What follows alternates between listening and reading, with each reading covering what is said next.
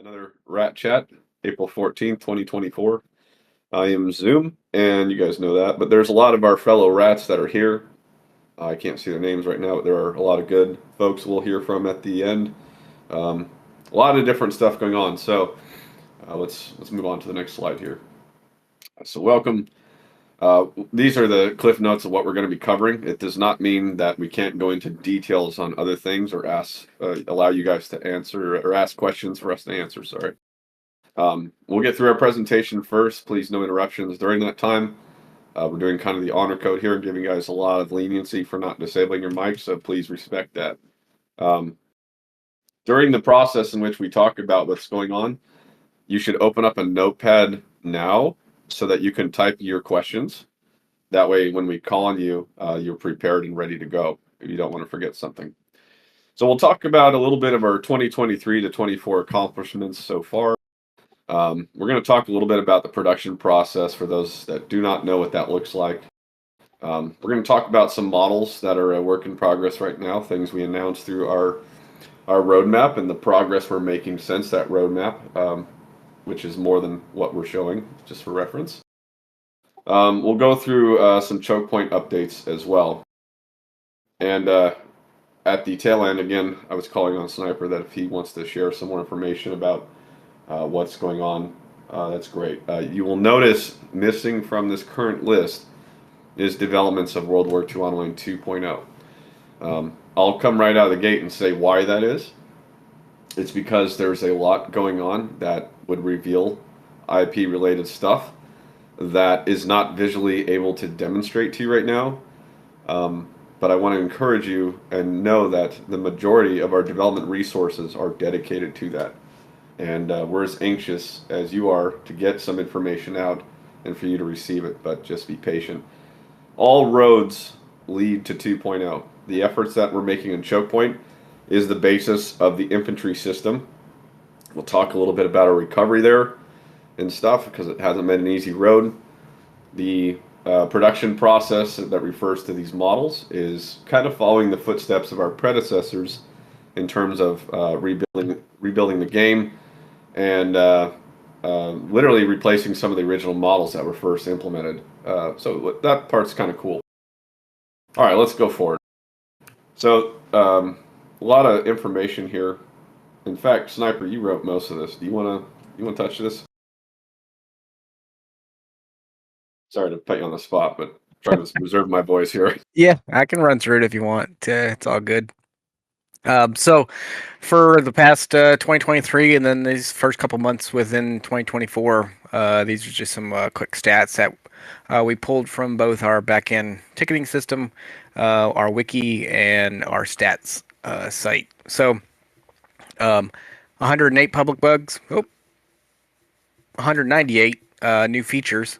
And then on the back end, kind of shows you how much goes into not only 1.0 stuff, but also 2.0 that is combined with dev work and production work. 527 total. So that's a big chunk of tickets that flow out per release. Of course, it's not even, but yeah, moving down from there. Notable items being how many towns TR6 Al has worked his butt off adding new towns for this past year. Great addition to the gameplay.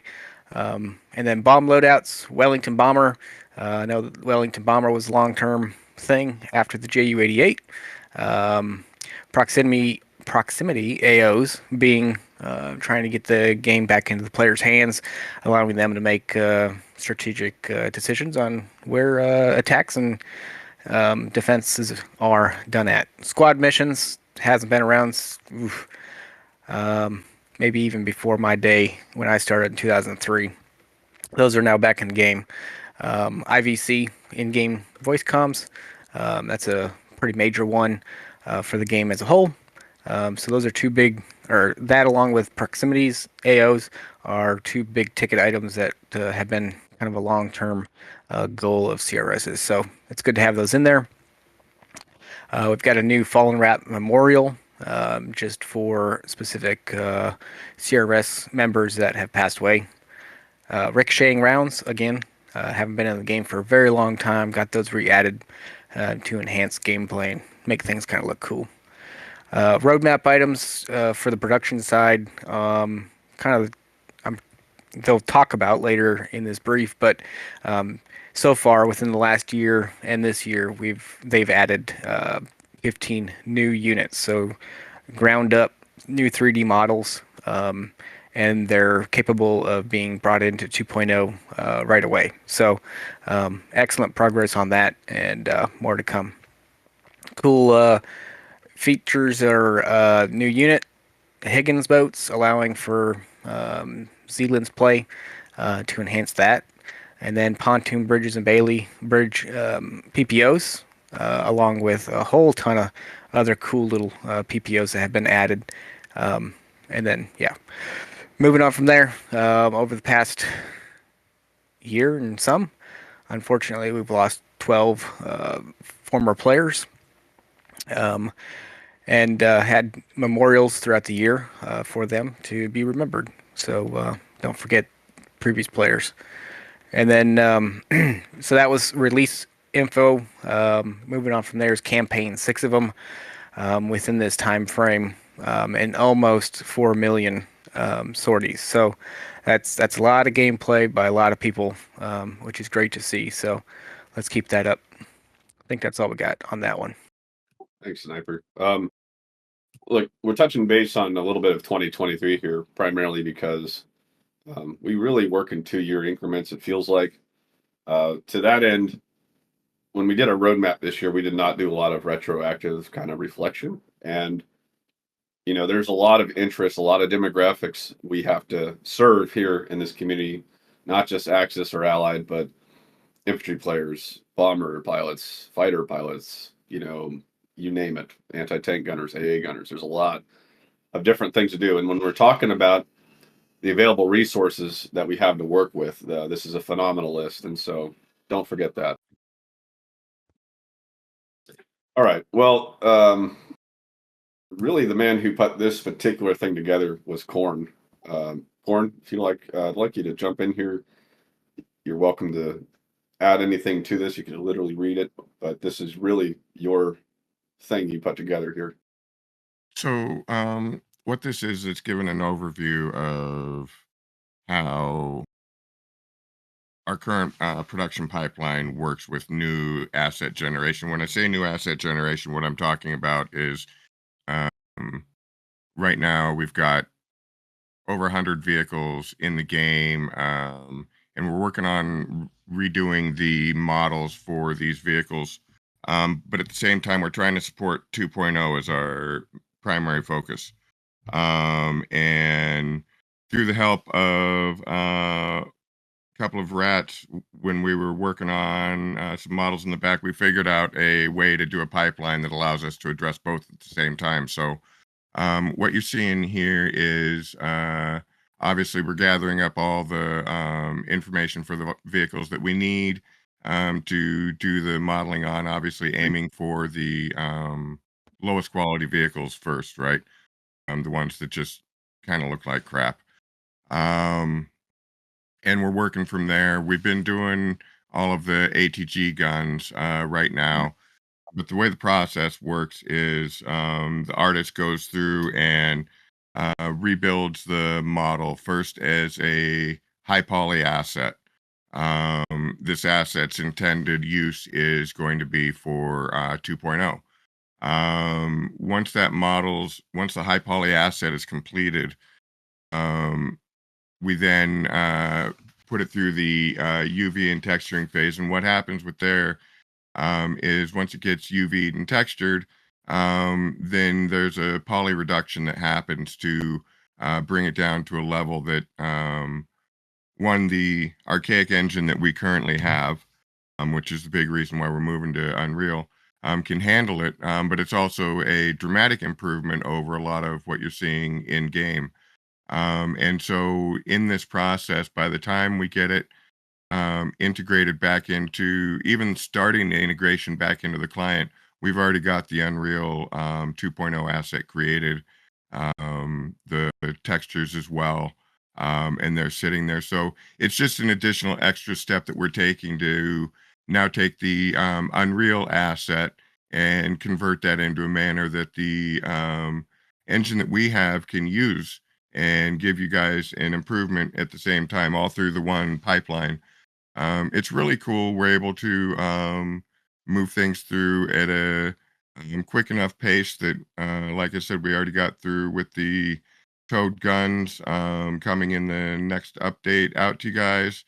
And then taking advantage of the same process with some additional stuff that's coming in our anniversary release that we'll discuss later on.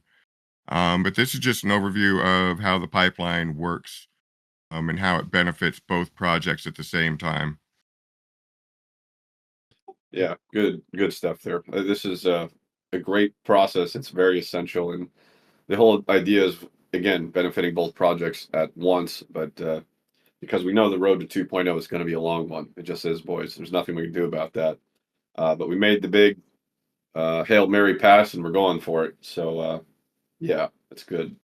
Yeah, I mean, and this works out great for you guys because instead of introducing it once 2.0 comes out and just being a bunch of crickets, you guys are getting to see the progress right there. So um, now this guy, this is going to be part of an upcoming release. This is the Polston 20 millimeter quad mount. It's basically the Polston is identical to the Orlicon, but it just has about half as many parts. Was easier to manufacture and just as accurate. So that's what this guy is. It's not textured. Keep in mind what you're seeing here is work in progress. It's a start. Um, we still obviously have to finish a few more details up, get the materials done, and then bring that into the game. But that's it within the Unreal Engine right there, just on a blank surface with no materials. So it's looking really nice. This is the M45. As you can see, it's currently in the client. That is textured, client ready. We're still working on getting all the data points together. That's a quad 50 cal. Any of you seen Waterworld? That's the beast that's within it. It's pretty awesome. Going to be a really fun one to have in the game. It's going to be interesting to see how the players deploy these. Yeah, it's pretty awesome. And again, this is the same process of building the asset for 2.0 and benefiting 1.0 at the same time. Yeah, Pretty so the awesome. Black Fearling, the German version, is in progress. It's in the modeling phase, but Yeah, we do just not don't have shots screenshots. of that one right now. Yeah, we don't have one to share with you, but we will at a later time. Correct. There's the beast. Everyone's been asking for this one for a long time. In fact, I would say probably all the way back into the original release date. Everyone kept begging, "When's the Panther? When's the Panther? Where's my dogs?" Well, here's the Panther. It's not textured yet. Again, work in progress. This is the OSF A. If you go to the next page, you can kind of see right up there at the commander's cupola. That's the anti-aircraft mount for the commander to be using. So that'll be operating around the cupola ring there. We just don't have the gun on board with it now. Yeah, that's going to be a beast for sure. All right. And we do Okay. have other tanks that are coming in the pipeline as well that we don't have within there, such as the Valentine 10. That one is in progress. It just wasn't ready for the pictures at the time when the Panther was. And same with the M18 Hellcat tank destroyer. Yeah, those are found Um, on the roadmap too, guys. yep, So yep, we are going to accomplish the roadmap. We're sharing with you guys what we can today to show correct. you that things are actually happening. All right. Well, Things are cool. moving forward. We're going to press on to the next deal here. That's going to conclude our 1.0 kind of updates. And then, so we're going to talk about Chokepoint now. And Royal, if you're here, you're welcome as we go through this. If you want to add anything to jump out, Royal is our associate producer who's helping to organize resources over there, and she's been doing a great job. I'll cover these cliff notes, and then we have some videos kind of demonstrating the progress. So we have a new team for Chokepoint assembled. If you didn't catch the word that when we first had an agreement with that team, things were going pretty good, and then roughly halfway through the conversion process between 4 and 5, team didn't. They left. We'll just keep it simple, right? For whatever reason, it was really unfortunate, and it put us through a period of time where we're like, "Is this going to make it? What are we going to do with it?" And so Corn and I talked, and we tried our best, and we're starting to get some results, and now Royal has been helping to lead the charge on this as well. So we have an entirely new Chokepoint team assembled, and we're very grateful for those guys. To that end, work on the UE5 conversion has since picked back up, and over the last, certainly this last quarter of 2024, we really started to get our bearings back and moving things forward. So we've been focusing on repairing basic infantry functions, inputs, controls, repairing animations. We have some sound repair to do, the inventory UI, and it's really just been learning, understanding, and documenting the code base. And we also just recently fixed an issue preventing us to work on Iglesias, and Iglesias needs a lot of help. That's one of the post UE4 conversion items that is just, most of it's there, but there's a lot of polish and things that needs help. So I think it should be stated quite clearly. Our commitment with, especially, I hate to say this, but it is very true, being a resource-strapped team, our commitment to see things through is quite good. If we say we're going to do something, we're going to give it every damn thing that we've got to make that happen, whether it's 1.0, 2.0, or Chokepoint. By the way, that's literally 3 projects. We're literally embarking in 3 projects right now, so just saying. All right. So this is the inventory UI repair. For those of you that don't know this, this is a very rudimentary implementation, but we wanted to get it working. There is intent to polish this further, but seeing your loadout in Chokepoint requires you to press a key.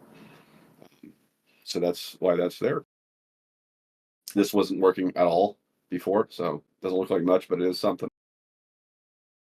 Okay, so in Chokepoint, when you aim, there's a special effects where it kind of blurs the manufacturing information here, like the serial number and where it came from.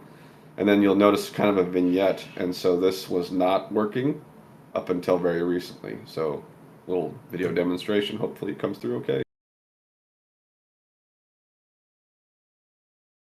And I didn't let it sit there long enough on the, you couldn't really see it blur, but as you hold on to it more, the more it blurs. You'll notice it gets dark around here. So that special effects is something we wanted to retain because it is true. You do get kind of tunnel vision when you're focused for a long period of time. Anyway, so that's good. Okay. This video is just a quick run to show some of the animations as well as the capture logic. You will note that just for dev purposes, we did increase the actual run speed. This is not the speed in which it will be normally, but we just wanted to get you this information faster. So here we go. So that transition, these transitions is what we're trying to display here, that it's working. We have some effects. There's a little bit of delay there because the engine was recording. Reload. The end block is going in, slides forward. Transition from a trot to a sprint. You still got that sway a little bit. One of the things we are going to work on is increasing the field of view a little bit and providing options for players to have more control of that. There were some preliminary reports that people were experiencing some motion sickness. So before we go live with this, we're definitely going to demonstrate, well, we're going to fix that problem. We're going to give you guys the ability in the menu to resolve that. And as we approach this fence, it's going to open. It's going to take me a second. And you'll notice that white flag up here is neutral. But if you look down here, this is actually The capture logic, which was repaired, that's going into play, and then the video will stop. So this has all just been, this doesn't look like much, but this is all UE5, and we are trying to repair some of these mechanics.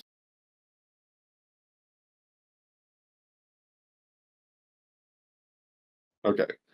And last one, this will be, again, this is a work in progress. It's on everything. This flyby just kind of shows you some of the differences. If you are familiar with Carentan, you'll pick them up. If not, you probably won't. So just enjoy the ride.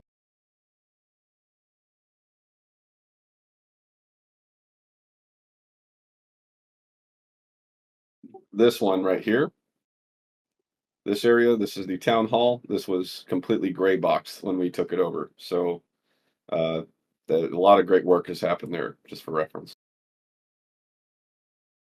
This tank was repaired. Its UVs were all over the place, and it was really nasty. That looks a lot better now.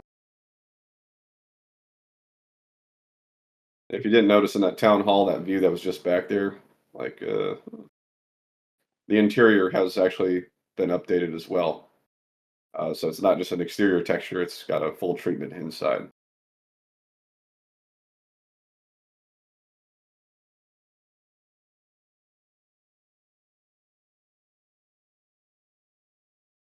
So obviously we still have some gray box buildings, but yeah.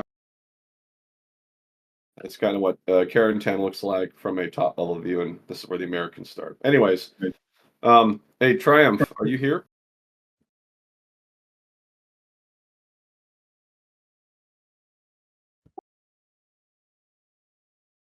He's probably panicking. Triumph is one of the artists that has been working on, he has been the artist working on repairing a lot of this. I wanted to give him an opportunity to say anything if he wanted to. Last call, Triumph, you there? He's typed yes. Okay, well, use your microphone if you got anything you want to add. Otherwise, we can have Royal add anything if you'd like.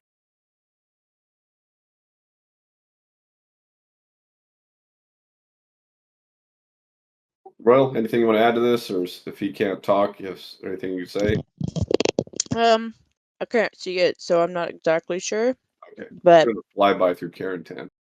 Oh, okay. Yeah, we've done a lot of work on Carentan, and we've done a lot of playthroughs, like playthroughs as the character, trying to make sure that when you're playing it, it's going to be more immersive, and we're trying to make it as fun but realistic slash immersive as possible. So that's what we're working on right now. Triumphant's been doing a really good job, and he's still working pretty hard on getting all the gray box stuff out and really trying to make it kind of like you would have seen it back then. All right, cool. Well, Zoom. Yeah. Can I jump in here real quick? Yeah, go ahead. Just to speak to this, the amount of work that needs to be done on some of these maps is can be daunting because a lot of the static meshes, buildings, scatter terrain, things like that, were all just UE5 brushes and not actual static meshes that were built in an external 3D program. So that's pretty much what Triumph and some of the stuff that Barbecue's been working on, and that's replacing those things. And that building that you're specifically talking about was one of those. So I just want to get through that. The amount of work that has to go into these things is they've done a really good job on that. Yep, copy that. All right. Well, listen, at this point, we've shown you what we'd like to today. We're happy to take on some questions. So if you do have a question, get prepared to jump out and feel free to ask those things. I would like to remind everyone that we are a team that's working on 3 projects. We have an active fundraiser going right now that is about 1/3 of the way funded from where we were hoping. We do have some days left, but that clock is ticking. So we do appreciate your subscriptions. Our whole entire purpose for doing these sort of fundraisers are to help bolster and push these things forward.